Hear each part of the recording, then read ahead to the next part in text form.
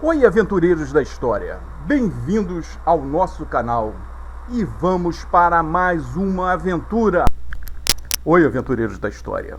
Hoje nós vamos falar dos vikings no Ceará. Os vikings no Ceará é uma daquelas teorias bizarras como Pedra da Gávea, Terra Oca, romanos no Rio de Janeiro. Essas histórias aparecem de vez em quando por aí. E eles gostam de chamar de viking. Só que viking a gente passou a conhecer por causa do cinema. Eles não se chamavam.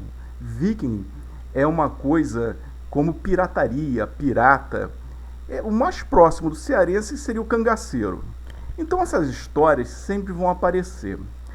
Houve um estudo genético em 2020 do Instituto Cearense, na Universidade do Ceará, aliás, que resultou no livro chamado O Cearense Revelado, de Luiz Sérgio Santos. Ele é professor e jornalista. E esse livro foi publicado e foi um estudo genético com 160 pessoas que diz que os cearenses têm uma genética mais aproximada aos nórdicos do que os índios e dos nativos africanos que vieram para cá escravizados. Então os cearenses seriam nórdicos, tanto que eles falam de vikings, seriam vikings, que é sempre o erro de chamá-los de vikings. Então os cearenses seriam um povo de origem nórdica. Mas isso teve uma repercussão muito grande. Jornais publicaram isso, mas esqueceram de ler o livro inteiro. No livro diz que essa genética nórdica veio com os portugueses na colonização. Quando os portugueses vieram para cá, muitos tinham descendência de gente da Noruega, da Escandinávia. Então a turma veio para cá. Por isso que existem alguns portugueses louros do norte de Portugal. Mas não parou por aí também não. Existe um francês, um antropólogo, chamado Jacques Desmaillot, que ele, em 74, ele falou que os vikings estiveram aqui. E a prova seriam as pinturas rupestres encontradas no Ceará. Aquelas pinturas famosas dos homens da caverna brasileiro. E aquilo não seria uma pintura rupestre feita pelos índios. Aquilo seriam runas nórdicas. É bem complicado você comparar a pintura rupestre brasileira com as runas nórdicas. Dá para ver por essa pedra aí. Então ele fala que os nórdicos vieram, ele conseguiu ver nas pedras a figura de um dracar e um viking com capacete de chifres. Só que tem um problema. Os vikings nunca usaram capacete de chifres. E quando eles vieram, né, para uma expedição, eles não usavam dracar. Eles usavam um barco chamado canar, que era um barco de comércio largo, de fundo chato.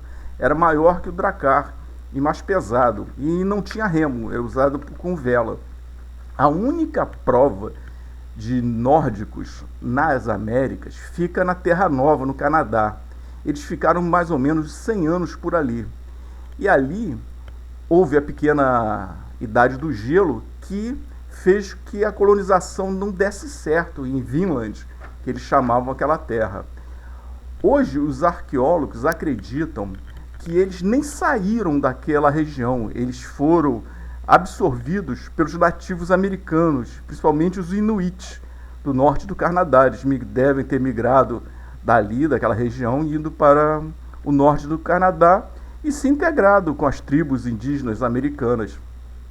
E no Brasil, segundo o Jacques, os nórdicos chegaram por causa da corrente de Benguela, empurrou eles para cá. Então eles vieram, a Cabral que conta que vieram por acidentes também. E aqui eles encontraram o pau-brasil.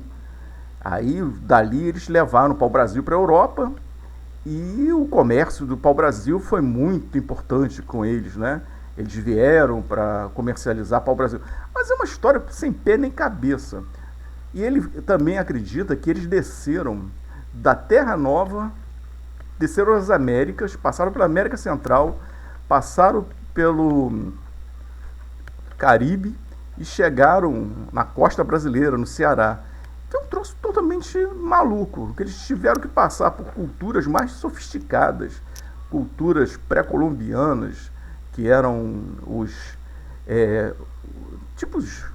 maias, olmecas, aquela turma toda era muito mais sofisticado, tinham ouro. E os vikings iam querer aquilo, né? Fazer comércio com aquela turma mais sofisticada. Era uma turma também que tinha barcos. Eles faziam comércio entre, hoje, que é a Guatemala, Cuba, com barcos de comércio. Então os vikings estariam numa região bem mais interessante para eles. Não chegar aqui, a terra dos papagaios, que não tem nada, só o pau-brasil. Os franceses vieram para esse comércio do pau-brasil, mas a navegação já estava muito mais sofisticada. Eles tinham navios muito mais sofisticados, no estilo caravela, que conseguiam navegar o oceano, e foram amigos dos índios. Fizeram um comércio grande de pau-brasil, tanto que os portugueses ficaram preocupados e mandaram as expedições guarda-costas expulsar os franceses. Mas os vikings aqui não tinham muito o que fazer. Era papagaio e gente da Idade da Pedra. E esse cara, esse francês, ele acredita que os vikings criaram um forte. Ele não pode ver uma pedra empilhada que já diz que é uma fortaleza viking. Então, o cearense, como eu falei, o mais próximo que existe dos vikings são os cangaceiros. O viking era pirata, o cangaceiro era bandoleiro, vivia numa terra selvagem e inóspita, vivia de saque e roubo, não tinham lei e partiam como grandes guerreiros também. Então, para nós, faz mais sentido um cangaceiro do que um viking. Então, essas histórias são histórias que querem que o Brasil tenha grandes civilizações. Há um problema muito grande, porque nós não temos pirâmides, nossos índios não construíram pirâmides, nossos índios não são brancos. Aí falam que encontram índios brancos, loiros. Tudo isso é um recalque, que existe muitos brasileiros, muitos historiadores, que no máximo que nós tínhamos eram os sambaquis, montanhas de concha, que lá no fundo é um lixão, não como nossos lixões de hoje, né? Mas é um lugar que os índios usavam como descarte. Encontraram gente enterrada porque os índios eram práticos. É mais fácil empilhar concha em cima do corpo, que vai conservar, do que cavar um chão duro. Então, essa coisa da falta de uma civilização cria essa lenda de gregos no Brasil, romanos, pirâmides nas selvas, cidades perdidas de Z. Isso é tudo aquela coisa da síndrome do cachorro vira-lata. O Brasil não tem, então tinha que ter, então vamos inventar uma coisa. E espero que tenham gostado e até uma próxima aventura. Muito obrigada a todos que assistiram ao vídeo. Muito obrigado por assistir e apoiar o canal. Fico feliz demais em saber que você gostou do vídeo. Curta, compartilhe e deixe seu comentário. Nos vemos no próximo.